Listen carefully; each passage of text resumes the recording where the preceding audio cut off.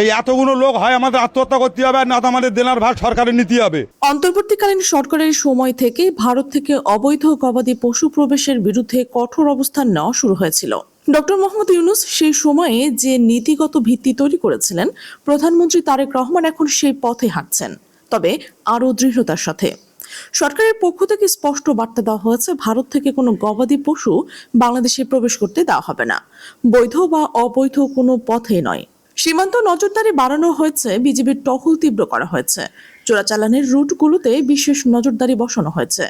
পশ্চিমবঙ্গ, আসাম, বিহার, মেঘালয় এই রাজ্যগুলোর সীমান্তবর্তী এলাকায় হাজার হাজার খামারি বছরের পর বছর ধরে একটি নির্দিষ্ট বাজারের উপর নির্ভর করে গরু পালন করে এসেছে। ঈদুল আজহার আগে এই খামারিদের জন্য ছিল সোনালী সময়। সীমান্তের ওপারে বাংলাদেশের বিশাল কোরবানির বাজার, সেখানে চাহিদা প্রচুর, দামও ভালো। মধ্যস্বত্বভোগী দালালের মাধ্যমে বৈধ অবৈধ দুই পথেই গরু যেত। খামারিরা সারা বছর ধরে গরু মোটাতাজা করতেন এই একটি মৌসুমের দিকে তাকিয়ে। ফলাফল, পশ্চিমবঙ্গের হাটগুলোতে গরু উপচে পড়ছে, কিন্তু কেনার মানুষ নেই। যে গরু বছরের পর বছর ধরে 50 থেকে 60 হাজার রুপিতে বিক্রি হতো, সেটি এবার 20 থেকে 25 হাজারেরও ক্রেতা পাচ্ছে না। ব্যাংক থেকে ঋণ নিয়ে গরু পালন করা খামারিরা এখন আর্থিক সংকটে পড়েছে। কেউ কেউ লোকসান মেনে নিয়ে গরু বিক্রি করছে, কেউ আবার হাটে যাওয়াই বন্ধ করে দিয়েছে। এটা শুধু কয়েকজন খামারের ব্যক্তিগত সমস্যা নয়, এটা পুরো একটা অর্থনৈতিক শৃঙ্খলা ভেঙে পড়া।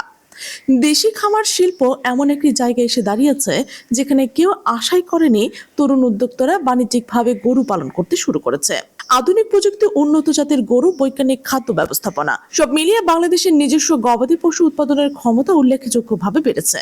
এবারের ঈদুল আজহার আগে দেশের হাটগুলোতে দেশি গরুর যে সরবরাহ দেখা যাচ্ছে, সেটা আগে যে কোনো বছরের তুলনায় অনেক বেশি। খামারিরা নিজেরাই বলছে, এবার বাইরে থেকে গরু আনার কোনো দরকার নেই।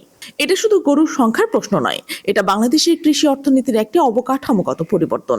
দেশের অর্থ দেশে থাকছে, দেশের খামারিরা লাভবান হচ্ছে। চোরাচালানের মাধ্যমে যে বিশাল অঙ্কের অর্থ প্রতি বছর ভারতে চলে যেত, সেটা এখন বন্ধ হচ্ছে। ভারতের নিজের পাতা ফাঁদে কি ভারত আটকে গেল, এবং কিভাবে? ভারতের বিজেপি সরকার ক্ষমতায় আসার পর থেকে গরু নিয়ে একটি অত্যন্ত আগ্রাসী রাজনীতি করছে। গোরক্ষার নামে মুসলমানদের টার্গেট করা হয়, গরুর মাংস বহন বা বিক্রির অভিযোগে নিরীহ মানুষদের পিটিয়ে হত্যা করা হয়, বিভিন্ন রাজ্যের গো হত্যা নিষিদ্ধ করা হয়। এদিকে ভারত সরকার গরু জবাই এবং গরুর মাংস নিয়ে কঠোর আইন করছে, মুসলমানদের কোরবানি করতে দিচ্ছে না, গরুর মাংসের ব্যবসা বন্ধ করছে।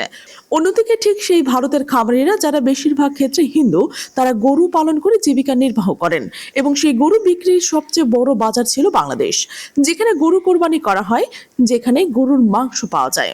আপনারা কি মনে করছেন, এটা শুধু কাকতালীয়, নাকি ভারতের দীর্ঘমেয়াদী নীতিগত ভুলের স্বাভাবিক পরিণতি?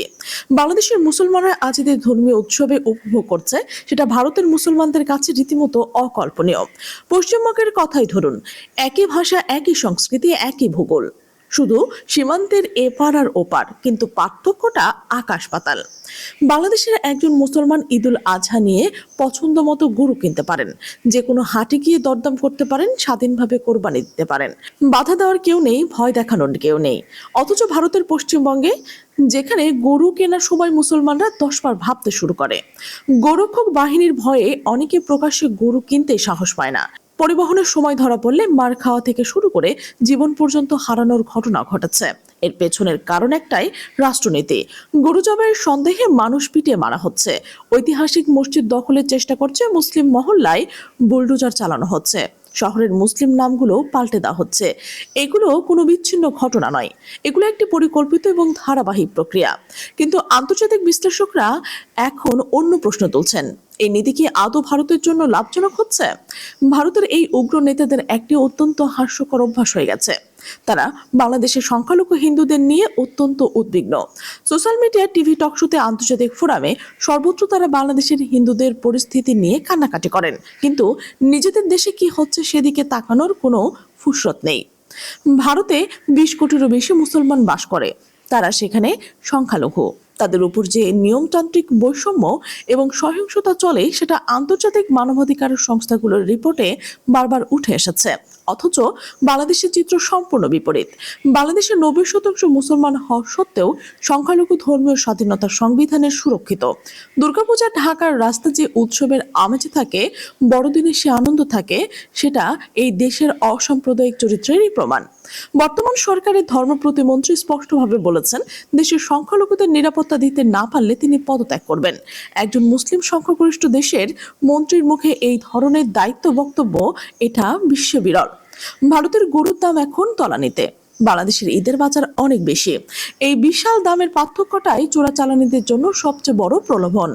ঈদের আর যে কয়দিন বাকি, সেই সময়ে চোরাচালান চক্রের চেষ্টা করবে রাতের অন্ধকারে সীমান্ত পার করে ভারতীয় গরু বাংলাদেশে ঢোকানোর জন্য। তাদের নেটওয়ার্ক সীমান্ত দুই দেশে সক্রিয়। স্থায়ী দালাল পরিবহন ব্যবস্থা, এমনকি কিছু ক্ষেত্রে দুর্নীতিগ্রস্ত সীমান্ত কর্মকর্তা, এই পুরো শৃঙ্খলা এখন পুরোপুরি ভেঙে যায়নি। তবে বর্তমান প্রশাসন এবারে অনেক বেশি সজাগ।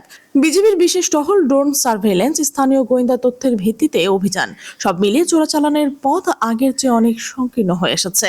কিন্তু পুরোপুরি বন্ধ করতে গেলে শুধু সীমান্ত নিয়ন্ত্রণ যথেষ্ট নয়, দেশের ভেতরেও অবৈধ গরু সাপ্লাই চেন ধরতে হবে। যারা এই অবৈধ ব্যবসায় জড়িত তাদের বিরুদ্ধে কঠোর আইনি ব্যবস্থা নিতে হবে।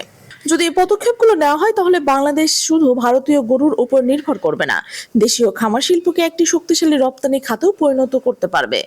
একদিকে বাংলাদেশ হাটগুলোতে প্রাণ চাঞ্চল্য, দেশি গরু সমারোহ, ক্রেতা বিক্রেতার দরদাম, ঈদের আনন্দ, খামারিদের মুখে হাসি, মানুষের স্বাধীনভাবে তাদের ধর্মীয় বিধান পালন করতে পারছে। অন্যদিকে ভারতের পশ্চিমবঙ্গে ফাঁকা হাট, ক্রেতাহীন খামারি, লোকসানের বোঝা, আর সেই সঙ্গে ধর্মীয় বিভাজনের বিষ, যা সমাজের ভেতরে প্রতিদিন একটু একটু করে ছড়িয়ে পড়ছে। একই মাটি, একই ভাষা, একই ইতিহাস, কিন্তু রাষ্ট্রীয় নীতির পার্থক্য দুটো সম্পূর্ণ ভিন্ন বাস্তবতা। এই পরিস্থিতির সামনের দিনগুলোতে কয়েকটি দিকে যেতে পারে। প্রথম সম্ভাবনা, ভারত কূটনৈতিক চাপ বাড়াবে। বাংলাদেশের সংখ্যালঘু ইস্যু, পানি বন্টন, বাণিজ্য ঘাটতি, এসব অজুহাতে ভারত চাপ তৈরি করার চেষ্টা করতে পারে যাতে গবাদি পশু আমদানির উপর নিষেধাজ্ঞা শিথিল করা হয়। দ্বিতীয় সম্ভাবনা, চোরাচালান আরও সংগঠিত হবে। দামের এত বড় পার্থক্য থাকলে অবৈধ পথ বন্ধ রাখার দীর্ঘমেয়াদে অত্যন্ত কঠিন হবে। নতুন রুট, নতুন কৌশল, নতুন নেটওয়ার্ক, এসব তৈরি হতে সময় লাগবে না। তৃতীয় সম্ভাবনা, ভারতের অভ্যন্তরীণ রাজনৈতিক চাপ। পশ্চিমবঙ্গ, আসাম, বিহারের খামারিদের ক্ষোভ যদি বাড়তে থাকে, তাহলে এটা ভারতের নির্বাচনে রাজনীতিতে প্রভাব ফেলতে পারে। বিজেপির গোরক্ষা নীতি যদি নিজেদের ভোটারদেরই অর্থনৈতিকভাবে ক্ষতিগ্রস্ত করে, তাহলে সেটা একটি বড় রাজনৈতিক ঝুঁকি। চতুর্থ সম্ভাবনা, বাংলাদেশের খামার শিল্প আরো বেশি হবে। সরকার সুরক্ষার নীতি যদি অব্যাহত রাখে এবং দেশীয় উৎপাদন বাড়তে থাকে, তাহলে আগামী 3 থেকে 5 বছরের মধ্যে বাংলাদেশে গবাদি পশু উৎপাদন সম্পূর্ণ আত্মনির্ভরশীল হয়ে পড়বে। ভারত যে ফাঁদ পেতেছে বাংলাদেশের মুসলমানদের জন্য, গরু বন্ধ করে ভাতে মারার পরিকল্পনা, ধর্মীয় স্বাধীন খর্ব করার চেষ্টা, সেই ফাঁদে আজ ভারত নিজে আটকে গেছে। বাংলাদেশ আজ নিজের পায়ে দাঁড়িয়ে দেখিয়ে দিচ্ছে বাইরের উপর নির্ভরশীলতা কমালে কি হয়। কিন্তু এই লড়াই এখনো শেষ হয়নি। সামনে আরো বড় চ্যালেঞ্জ রয়েছে। চোরাচালান রুখতে হবে, দেশি খামার শিল্পকে টেকসই করতে হবে, ভারতের কূটনৈতিক চাপ সামলাতে হবে। পরবর্তী কয়েক সপ্তাহে সীমান্ত পরিস্থিতি কোন দিকে যায়, ভারতের প্রক্রিয়া কি হয় এবং বাংলাদেশের খামার শিল্প কতটা চাপ সামলাতে পারে, এটা এখন সবচেয়ে বড় প্রশ্ন। আর যদি ভারতীয় অর্থনৈতিক চাপ থেকে শিক্ষা না নেয়, তাহলে শুধু গরুর বাজার নয়, দুই দেশের সম্পর্ক পুরো সমীকরণে বদলে যেতে পারে। এই পুরো পরিস্থিতিকে আপনি কিভাবে দেখছেন? তারেক রহমানের এই কঠোর নীতি কি বাংলাদেশের অর্থনীতিকে দীর্ঘমেয়াদে শক্তিশালী করবে? আপনার বিশ্লেষণ অবশ্যই কমেন্টে জানান।